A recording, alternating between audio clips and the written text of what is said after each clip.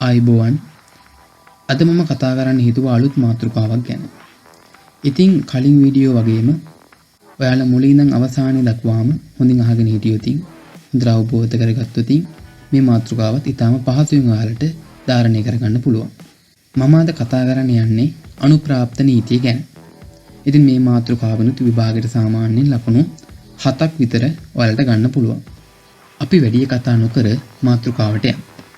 ඉතින් අනුප්‍රාප්ත නීතිය ගැන කතා කරද්දී ඔයා මුලින්ම දැනගන්න ඕන කාරණා වෙන්නේ මොකක්ද මේ අනුප්‍රාප්ත නීතිය කියන්නේ?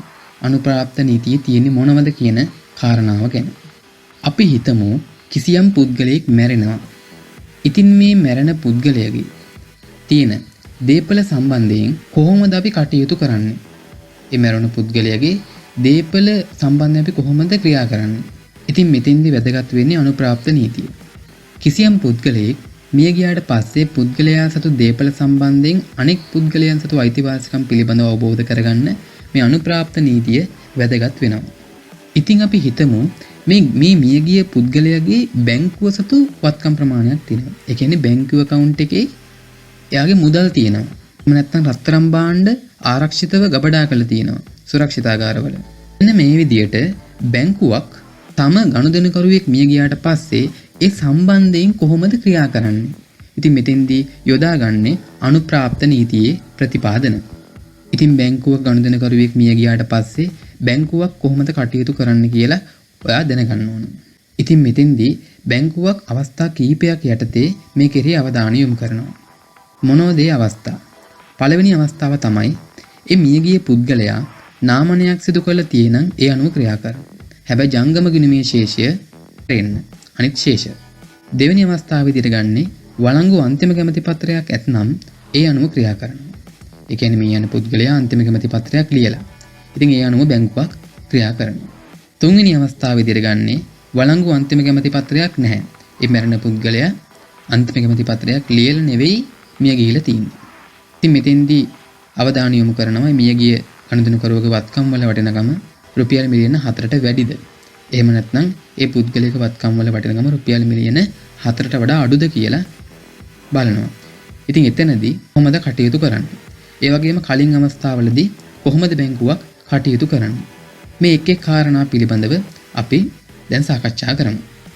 මම පළවෙනි අවස්ථාව විදිහට කතා කරන්න යන්නේ නාමනයක් සිදු කළ තියෙන අවස්ථාවක බැංකුවක් කටයුතු කරන ආකාරය ගැන.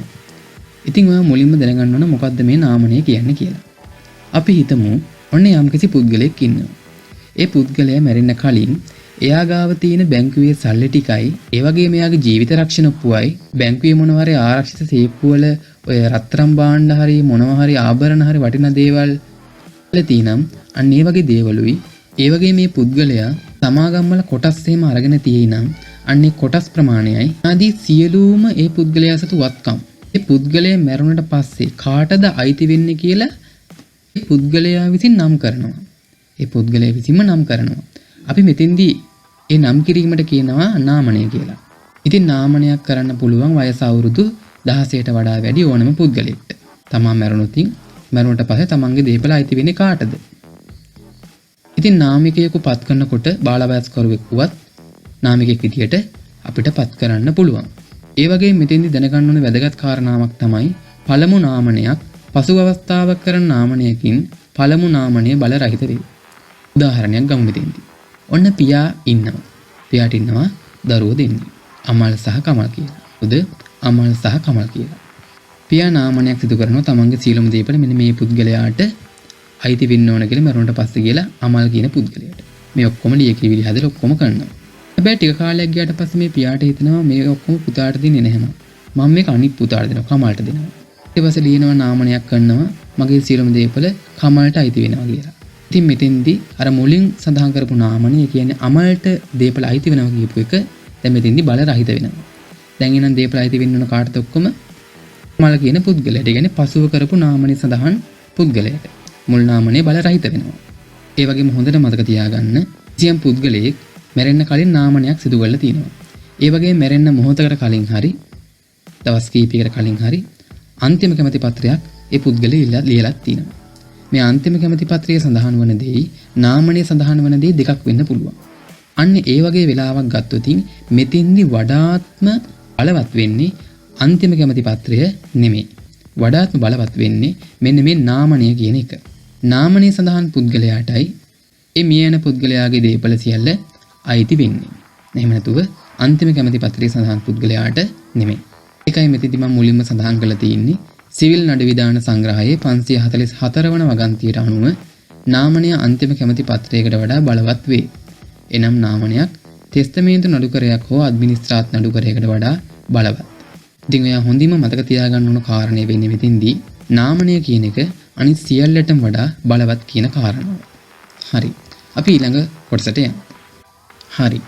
දැන් ඔයා හොඳටම දන්නවා අන්තිම කැමැති පත්‍රයක් ලියලා තිබුණත් නාමනයක් කළා තියෙනම් එතෙන්දී නාමනය තමයි වඩාත්ම ප්‍රබල වෙන්නේ. එහෙම නැතුව අන්තිම කැමැති පත්‍රය නෙමෙයි. ඉතින් අපි හිතමු අන්තිම කැමැති පත්‍රයක් දැන් ලියලා තියෙනවා. අන්තිම කැමැති පත්‍රයක් ලියලා තියෙනවා. ඒ පුද්ගලයා නාමනයක් සිදු කරලා නැහැ. ඒ කියන්නේ තමන් මරුණට පස්සේ මෙන්න මේ පුද්ගලයාට අයිති වෙනවා කියලා කලින් නම් කිරීමක් කරලා නැහැ. හැබැයි මිය යන කලින් අන්තිම කැමැති පත්‍රය ලියලා තියෙනවා තමන් මිය ගියාට පස්සේ තමන්ගේ සියලු දේපල මෙන්න මේ පුද්ගලයාට උරුම වෙනවා කියලා. අන්න ඒ වගේ අවස්ථාවකදී වැදගත් වෙන්නේ මෙන්න මේ කාරණා. වළංගු අන්තිම කැමැති පත්‍රයක් ඇතනම් ඒ අනුව ක්‍රියා කිරීම. ඒ වගේම සමහර අවස්ථාවලදී නාමනයක් සිදු කරලා තිබුණත් ඒ නාමනය සිදු කරලා තියෙන්නේ සියලුම වත්කම් සම්බන්ධයෙන් නෙවෙයි. තමන්ගේ මෙන්න මේ ඊඩම තියෙනවා ඒ ඊඩම මගේ මේ පුතාට අයිති වෙනවා. ඒ විදිහට එකක් විතරක්. සියම් වත්කම් ප්‍රමාණයක් විතරයි නාමනයක් සිදු කරලා තියෙන්නේ. තවත් දේපල තියෙන මේවා නාමනයක් කළා නැහැ. ඒවා ඒ පුද්ගලයා මිය ගියාට පස්සේ හිමිවන පුද්ගලයා කවුද කියලා නම් කිරීමක් කරලා නැහැ. අන්න ඒ දේපල සම්බන්ධිනුත් මෙතින්දි මේ අන්තිම කැමැති පත්‍රයේ තියෙන කාරණා වැදගත් වෙනවා. ඉතින් අන්තිම කැමැති පත්‍රයක් හදද්දී ඒ අන්තිම කැමැති පත්‍රය 1844 අන්තිම කැමැති ආඥා පනත ඒ වගේම වංචා වැළැක්වීමේ ආඥා පනත වෙන පනත් වලට අනුව නීත්‍යානුකූලව හදන්න ඕනේ. ඔයා පිරිමි කෙනෙක් නම් ඔයාට අවුරුදු 21ට වඩා දැන් වැඩි නම් ඔයාටත් පුළුවන් අන්තිම කැමැති පත්‍රයක් හදන්න. ඒ වගේම ඔයා ගැහණු කෙනෙක් නම් ඔයාට අවුරුදු 18ට වඩා වැඩි නම් ඔයාටත් පුළුවන් අන්තිම කැමැති පත්‍රයක් හදන්න. ඒ වගේම වංචා වැළැක්වීමේ ආඥා පනත කියනවා කොහොමද අන්තිම කැමැති පත්‍රයක් වළංගු වන ආකාරයට හදන්න කියලා. මේකෙදි කියනවා කිසියම් පුද්ගලයෙක් අන්තිම කැමැති පත්‍රයක් ලියනවා නම් ඒ අන්තිම කැමැති පත්‍රය ලියලා ඒ පුද්ගලයා විසින් අත්සන් කරන්න. අන්තිම කැමැති පත්‍රකරු විසින් අත්සන් කරන්න. ඒ වගේම නොතාරිස්වරයෙක් සහ තවත් සාක්ෂිකරුවන් දෙන්නෙක් එකට අත්සන් කරන්නත් ඕන. හැබැයි මේ සාක්ෂිකරුවන්ට හරි එයාගේ කාලත්‍රයන්ට හරි ඒ කියන්නේ සාක්ෂිකරුවන් විදිහට ඉන්න මෙතෙන්දී පිරිමි කෙනෙක් නම් එයාගේ භාර්යාවටවත් එතෙන්දී මේ අන්තිම කැමැති පත්‍රයේ දේපල හිමි වෙන්න බෑ. අදිසිය හරි එමෙ හිමි වෙනවා නම් ඒ සාක්ෂිකරුවන්ට හරි ඔවුන්ගේ කාලත්‍රයන්ට හරි මේ දේපල හිමි වෙනවා නම් එතෙන්දී අන්තිම කැමැති පත්‍රය අවලංගු විදියටයි සලකන්නේ. ඒ වගේම තවත් වැදගත් කාරණාවක් තමයි අන්තිම කැමැති පත්‍රයක් ප්‍රකාශිතව සිදු කරන්න කියලා හිම දෙයක් නැහැ. එතෙන්දී ලිඛිතව කරන්න කියලා අනිවාර්යයෙන්ම නැහැ. විශේෂ අවස්ථා කීපයක් තියෙනවා. එන්නේ වාචික වුණත් අන්තිම කැමැති පත්‍රයක් අන්තිම කැමැත්ත ප්‍රකාශ කරන්න පුළුවන්. මේ අවස්ථාවලදී විතරයි. යුද හමුදා නිලධාරියෙක් එහෙම නැත්නම් නාවිකයෙක් සම්බන්ධ වෙනුයි මෙතෙන්දී වැදගත් වෙන්නේ. අපි හිතමු හමුදා නිලධාරියෙක් ඉන්නවා යුද්ධයට ගිහිල්ලා. මෙන්න මේ වගේ වෙලාවකදී හදිසි අවස්ථාවකදී ඒ පුද්ගලයාට අන්තිම කැමැත්ත ප්‍රකාශිතව සිදු කරන්න පුළුවන්. ඒ වගේම නාවිකයෙක්ට මොහොතේදී එහෙම නැත්නම් සාගරයේදී මේ යනකොට අන්තිම කැමැත්ත වාචිකව සිදු කිරීමේ හැකියාවක් තියෙනවා. ඒ වගේම මෙතෙන්දී ඔයා දැනගන්න ඕන තවත් වැදගත් කාරණාවක් වෙන්නේ ඔයා වළංගු අන්තිම කැමැති පත්‍රයක් දැන් පිළියෙල කරනවා. මම මේ කලින් කිව්ව විදිහට ඒ අන්තිම කැමැති පත්‍රය ලියලා ඒකට අත්සන් කරලා නොතාරිස්වරයෙක් ඒ වගේම සාක්ෂිකරුවෝ දෙන්නෙක් එකකින් ඇවිල්ලා ඒකට අත්සන් කරලා ඒ විදිහට නීත්‍යානුකූලව අන්තිම කැමැති පත්‍රයක් හදනවා. මේ අන්තිම කැමැති පත්‍රය සමහර අවස්ථාවලදී අවලංගු වන අවස්ථා තියෙනවා. ඒ කියන්නේ අවලංගු වෙන්න විවිධ හේතු බලපාන. අපි හිතමු කිසියම් අන්තිම කැමැති පත්‍රයක් ලියුවට පස්සේ ආයේ ඒක වෙනස් කරලා අලුතින් අන්තිම කැමැති පත්‍රයක් ලියනවා. අන්න ඒ වගේ අවස්ථාවක අර කලින් ලියපු අන්තිම කැමැති පත්‍රය අවලංගු වෙනවා. කලින් එක අවලංගු වෙනවා. ඒ වගේම සමහර විට මේ පුද්ගලයා ඒ අන්තිම කැමැති පත්‍රය අවලංගුයි කියලා ප්‍රකාශයක් සිදු කරනවා. ඉතින් මෙතෙන්දිත් ඒ අන්තිම කැමැති පත්‍රය අවලංගු විදියට සලකනවා. සමහරක් වෙලාවකදී අන්තිම කැමැති පත්‍රය හිතාමතාම විනාශ කළා දාන්න පුළුවන්. පුච්චලා දාන්න පුළුවන්. ඉරලා දාන්න පුළුවන්. ඉතින් මෙතෙන්දිත් ඒ අන්තිම කැමැති පත්‍රය අවලංගු විදියට සලකනවා. ඒ වගේම වැදගත්ම අවස්ථාව වෙන්නේ ඒ අන්තිම කැමැති පත්‍රකරු හෝ අන්තිම කැමැති පත්‍රයේ දීපල හිමි වන පුද්ගලයා. ඒ අන්තිම කැමැති පත්‍රය ලිව්වට පස්සේ විවාහ වෙනවා. විවාහ වුණාට පස්සේ ඒ අන්තිම කැමැති පත්‍රයේ තිබ්බ කාරණා සම්බන්ධයෙන් වළංගු කාරණා විදියට සලකන්නේ නැහැ. ඒ සියල්ල බල රහිත වෙනවා. එන්නේ අන්තිම කැමැති පත්‍රය අවලංගු වෙනවා. ඉතින් මෙතනදී අන්තිම කැමැති පත්‍රයක් ලියලා තියෙනම් ඒ අදාළ පුද්ගලයා මිය ගියාට පස්සේ දිසාධිකරණයට ඒ අන්තිම කැමැති පත්‍රය ඉදිරිපත් කරන්න ඕන. ඉතින් තෙස්තමේන්තු නඩුකරයක් මම ඔප්පු කරලා ඉවර වෙලා නඩුකරය අනුව ප්‍රබඩ් බලපත්‍රයක් නිකුත් කරනවා.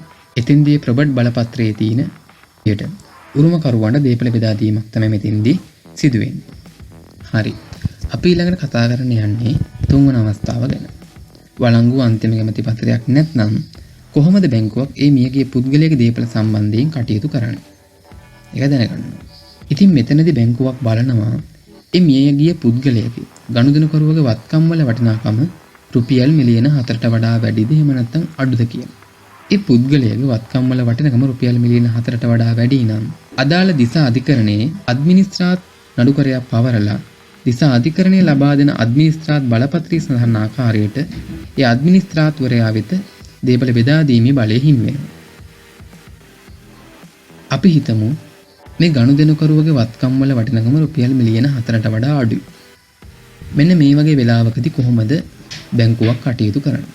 ඉතින් හුඟක් වෙලාවට ගත්තෙන් පස්සේ සාමාන්‍යයෙන් පුද්ගලයෙක්ගේ බැංකුවේ තියෙන සල්ලි ප්‍රමාණය මේ මිලියන 4කට වඩා අඩුයි. සාමාන්‍යයෙන් ලක්ෂයක් දෙකක් තියෙන්න පුළුවන්.